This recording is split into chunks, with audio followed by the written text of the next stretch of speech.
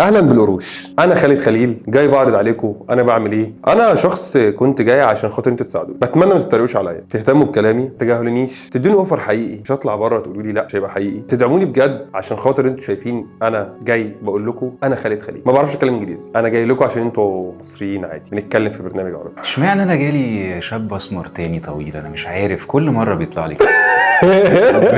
فين البنات الشقرة طيب والحاجات؟ فاهم. السلام عليكم، ودي حلقه جديده، موسم جديد، شكل جديد، طريقه جديده مع راحه صبر.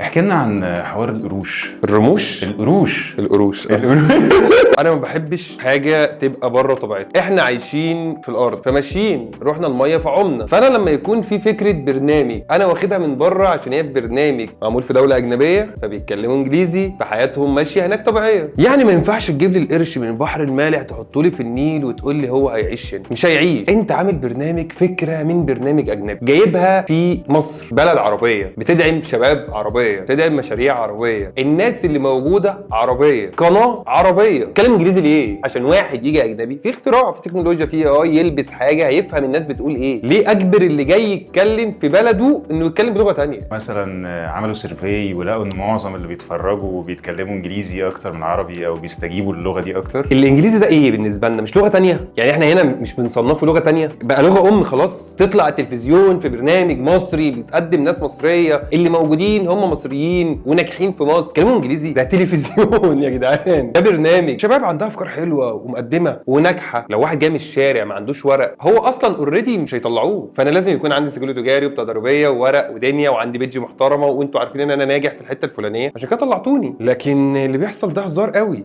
وفي كمان لقطه كانت ما بين اتنين منهم بتقدم لهم بوكس ان كل واحد جاي له جيفت من المنتج اللي الشاب الجميل بيقدمه. والشاب ده شاطر قوي ما شاء الله عليه، يعني بيتخانقوا على اللون. لا انت جاي لك لون اصفر، انا جاي لي لون مخطط، انت ليه بيجيبوا لك ده؟ انت ما بصيتش على المنتج. في واحد واقف اصلا متقدر مستنيك تقول له انت تمام ولا مش تمام. بالنسبه لي مش مفهوم خالص، يعني مستفزني قوي. انت بتقدم له اوفر عشان انت عارف ان انت هتكسب من وراه على فكره. يعني انت لما بتيجي تقول له انت هتاخد مني 10 مليون مقابل اصل 50% دي، انا مش فاهمها. يعني انت واحد مشروعه ناجح عشان انت هتنفست معاه فانت هتاخد منه 50%. صعب. وفي ناس بتطلب 60 و70، يعني حاجات غريبه قوي. بعد كل ده انت بتخش معاه عشان هو ناجح. هو اصلا بيعمل كل حاجه، هو عامل كل حاجه اوريدي. انت مش بتستارت، انت واحد بس جاي هو مثلا عنده بيدج بيديها حجم اعلانات ب 100,000، انت هتيجي تديها مليون وهي يرضوه. هو هيعمل كل حاجه. بحس ان انت بتنتش وبتجري. مش مفهومه بالنسبه لي بصراحه، ومش متقبلها ومش حاببها كهزار ولا كجد وككل حاجه. بس اللي بالنسبه لي حسيت انه صعب قوي. تتكلم انجليزي ليه يا معلم؟ انت مثقف جدا،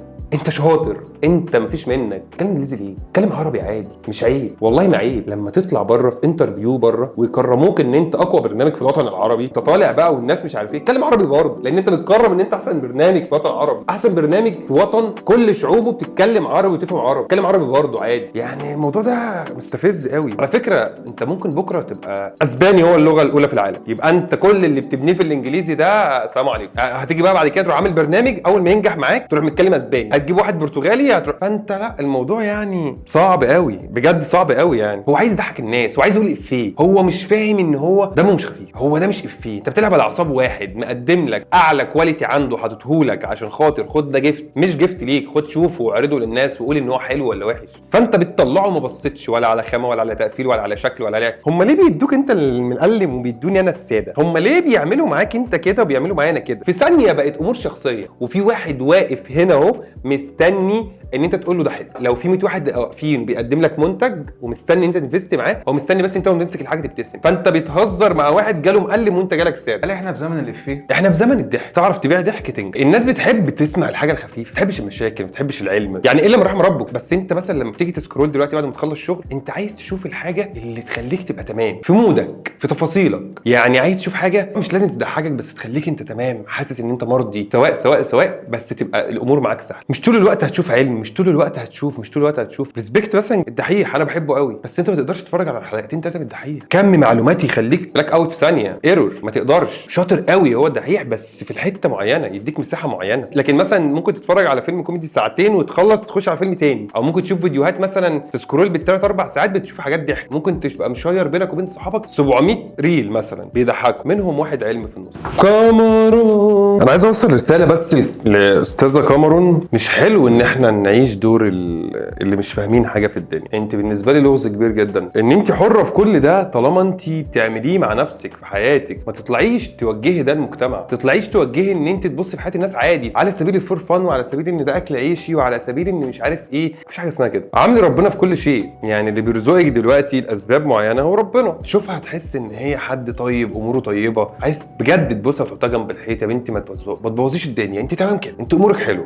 بعدها بشويه تلاقيها طالعه تقول ان هي عندها مشكله نفسيه، ان هي بتبص في حياه الناس وبتحسدهم من غير مش عارف ايه وده مرض والكلام ده. يعدي فجاه تظهر ان انا الحجاب خانقني واموري وحشه وبتطلع لايف ويلا وتسوي وبتاع، وانا عايز البس واخرج واجيب، انا عايز اجيب فلوس، انا عايز اعمل فلوس. مش ضد حد بيعمل اي حاجه، ولا ضد اللي بيعمل لايف، ولا ضد اللي بيلبس حجاب، ولا ضد اللي بيقلع حجاب، ولا ضد. انا ضد حاجه معينه. انت بتقلعي الحجاب عشان تطلعي لايف، انا ضدك صريحه. مش بتقلعي الحجاب عشان انت كذا، ايا كان اوبشن بالنسبه لك ولا لا، ايا كان في حياتي الشخصيه انا اقبل ده ولا لا. بس انا بتكلم انت بتعمل ايه عشان ايه. انت بتهزق نفسك عشان الناس تبعت لك فلوس، فده بالنسبه لي مش مقبول ولا ضده. فانت بتهزق نفسك، فانت بتستعرضي نفسك، فانت بتعمل هبل قوي يعني صباح الفل. ده اللي ببيعه سكرول.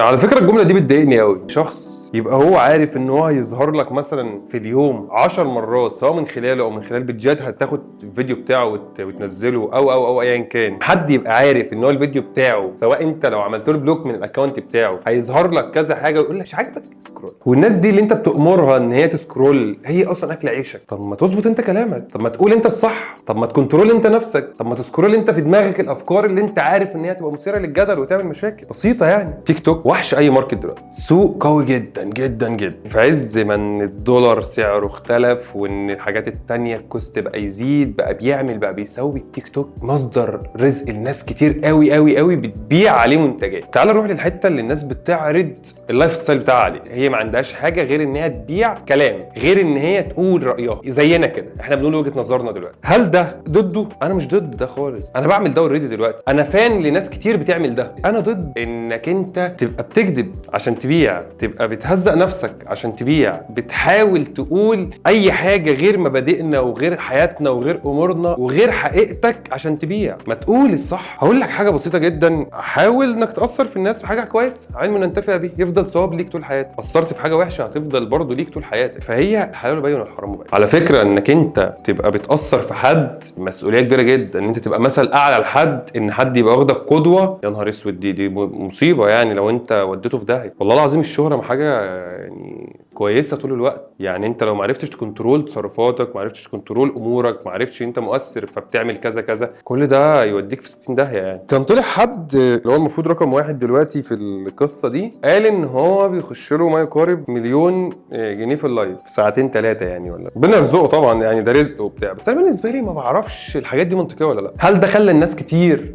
تلجأ لان هي تهزق نفسها بس؟ يعني هل ده خلى الامور بقت مختلفه للدرجه دي؟ ما بعرفش. بس يعني هي لو فيها مليون جنيه هطلع لايفات عادي يعني. يعني لو هما الساعتين دول بيعملوا ارنب جميل بيتنطط حوالينا، يلا نطلع يا باشا ونعمل. وده اللي الشباب بتفتكر. انا لو عملت لايف سنتين ثلاثه واروح اشارك نجيب في الجونه ونودي الدنيا، هو ده. ما يعرفوش الاسباب اللي خلت الشخص ده هنا. هل هي تعب وشيء ووصل لهنا، ولا اسباب اخرى؟ الله اعلم، ما نعرفش.